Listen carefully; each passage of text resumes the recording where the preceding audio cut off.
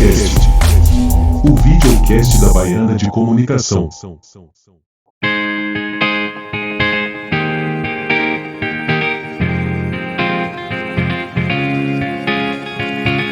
Escola Baiana de Comunicação, única, diferenciada, 100% comunicação.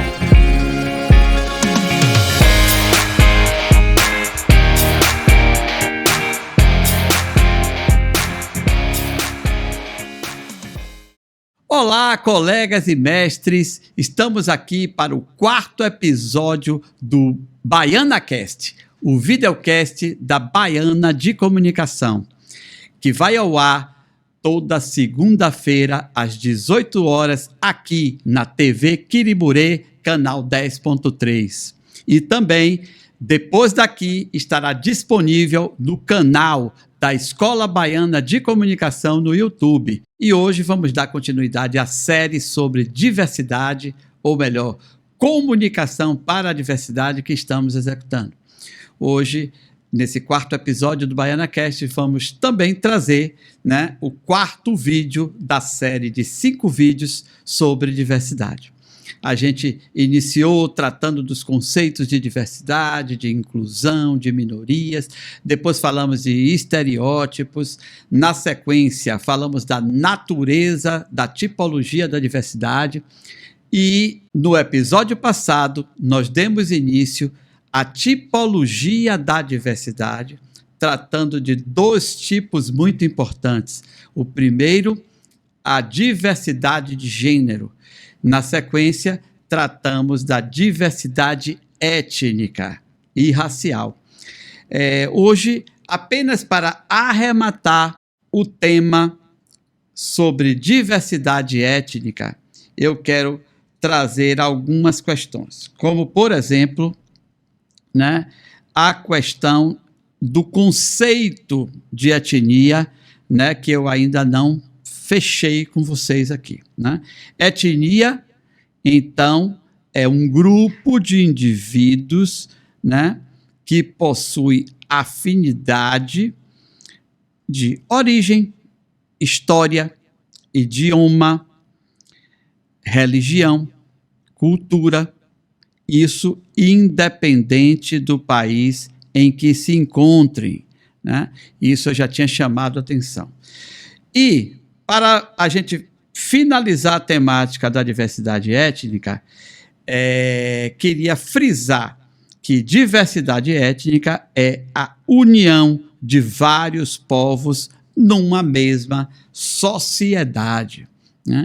Então, aqui a gente finaliza esse tema específico, esse tipo específico de diversidade, que é a diversidade étnica.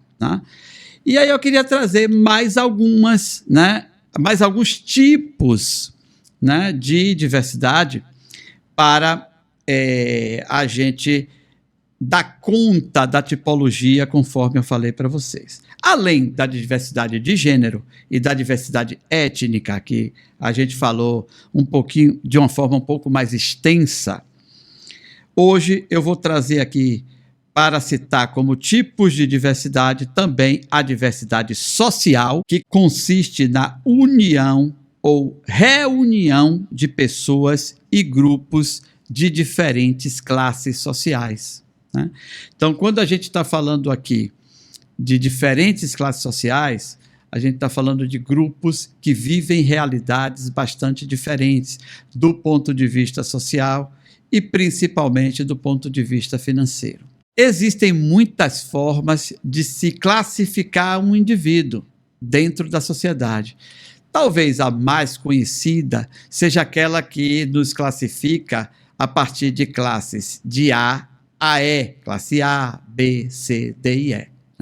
Essa classificação, de um modo geral, leva em conta o posicionamento econômico-financeiro, o padrão de vida das pessoas, sendo que a classe A é a classe mais abastada, que ganha mais, tem um padrão de vida mais alto e tem mais recursos, inclusive do ponto de vista da base econômico-financeira, de imóveis, de patrimônio, e a classe E é aquela menos abastada, de um modo geral, aquilo que a gente vai chamar popularmente da classe pobre, né? Das pessoas que têm menos recursos e têm dificuldades, de um modo geral, para sobreviver na sociedade. É importante chamar a atenção que depois do ainda há a classe dos miseráveis, aqueles que estão abaixo da linha de pobreza. Amigos e amigas, quero aqui abrir um pequeno parêntese para chamar a atenção desse termo, né, que é tecnicamente usado para classes sociais, que é a classe dos miseráveis, ou seja, aquela classe das pessoas que estão abaixo da linha de pobreza, né? Sabemos que esse é um termo chocante, é um termo muito impactante. E por isso mesmo cabe essa explicação. Eu estou usando um termo aqui que é um termo técnico, que se usa quando se fala de classe social para apontar aquelas pessoas que estão abaixo da linha de pobreza. Mas a nossa luta permanente é exatamente fazer com que essa classe simplesmente desapareça, né? Na realidade, o ideal para a gente é que essa questão de classe seja cada vez menos utilizada e que possamos, sim, ter uma diversidade social, ou seja, que a gente possa se misturar e a questão de classe seja menos importante na convivência humana. Há também a diversidade cultural, que a gente pode conceituar, né, como os múltiplos elementos que representam particularmente as diferenças culturais, como a linguagem, as tradições, os costumes, a organização familiar, a política, dentre muitas outras possibilidades aqui, né? Todas elas que reúnem as características próprias de um grupo humano em um determinado território. Porque a questão, o traço cultural é um traço muito importante. Veja que assim como a gente está falando da diversidade cultural aqui como uma coisa específica, a gente já falou de cultura em outros tipos de diversidade, como, por exemplo, o tipo da diversidade étnica, né, em que o traço da cultura é algo bastante importante. Além da diversidade cultural, a gente ainda pode citar outras, como, por exemplo, a diversidade biológica, né? Nesse caso aqui, não a biodiversidade, né? Porque esse termo biodiversidade remete a questão da diversidade da fauna e da flora, né, que não é exatamente o que a gente está querendo dizer. A gente está falando da diversidade biológica no sentido humano, né? Ou seja, as pessoas que têm biologias ou biotipos diferentes, como a pessoa gorda, a pessoa magra, a alta, baixa, o anão, o cego, o surdo, né, o cadeirante, enfim, são tipos, né, que a gente pode chamar de biológicos, né, e da diversidade biológica. Também a diversidade biológica seria a integração, a inclusão dessas minorias no contexto social. E como último tipo de diversidade condicional, né, que é aquela diversidade da condição humana, né, quando a gente está falando da natureza das diversidades, eu vou trazer a questão da diversidade etária, que é a inclusão de pessoas de faixas etárias diferentes no contexto da sociedade, né, sem discriminação e sem preconceito. Isso se torna, no nosso país, por exemplo, no Brasil, né, algo muito importante e cada vez mais importante. Por quê? Chega um certo momento da história que o Brasil era considerado um país de jovens, né?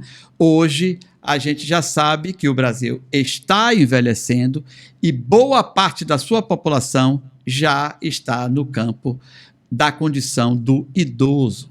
Então, é muito importante que a gente entenda que a diversidade etária é algo que faz parte muito, né, da nossa vida hoje e que a gente precisa também levar em conta dentro da condição humana da tipologia da diversidade. Mas agora eu queria falar um pouco para vocês também, né, só para a gente finalizar, daquelas diversidades não condicionais.